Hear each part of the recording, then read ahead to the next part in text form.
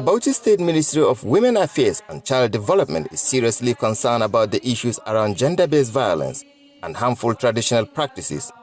In spite of the government's effort coupled with the support from implementing partners to address GBV in the state over the years, of which successes are being recorded in some areas, still, there is the need for more support from the relevant stakeholders. Gathered here are coordinators of Gender-Based Violence Referral Network from the 20 local governments of the state for a 2-day capacity building organized by the ministry in collaboration with the United Nations Population Fund, UNFPA. We didn't have much to communicate with them, but still they were doing their job, because mostly we normally get report from them on what they do. Because of lack of resources, that is why it became very silent. But now with the support of UNFPA, we are now trying to activate them to see how we can start managing cases of GBV, because we already have our referral team on ground at the local level, 10 men members who are into GBV cases. The trainees are expected to cascade down the training when they go back to their various local communities. And as such, there is the need to be acquainted with the health aspect of the gender-based violence.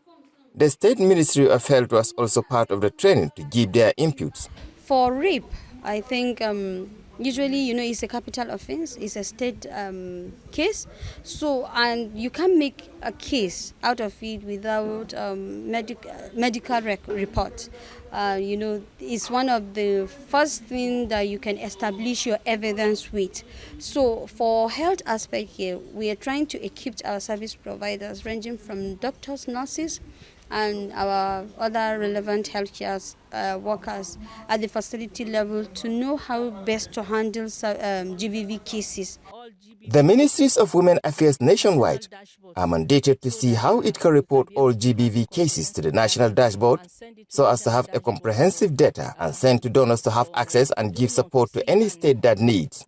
Hence, the need to activate this group. So by activating this group is to see how we can be able to teach the women how to fill our incidence form, bring it back to the ministry, we compile the data and now post it to the dashboard for any donor to see and give support to Bauchi State.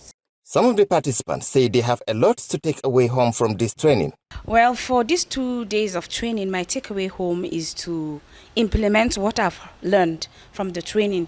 That's to reach to communities that are hard to reach and to the people that are not able to get to know this information on the menaces gender-based violence causes in the community. And I learned a lot. Basically, more especially now in the nutritional values, how we will go and inform our people from our communities how to balance their diet. The training also seeks to develop key messages for gender-based violence, family planning, child marriage and maternal health, among other objectives. Awol Hassan, Viewer TV News, Bauchi.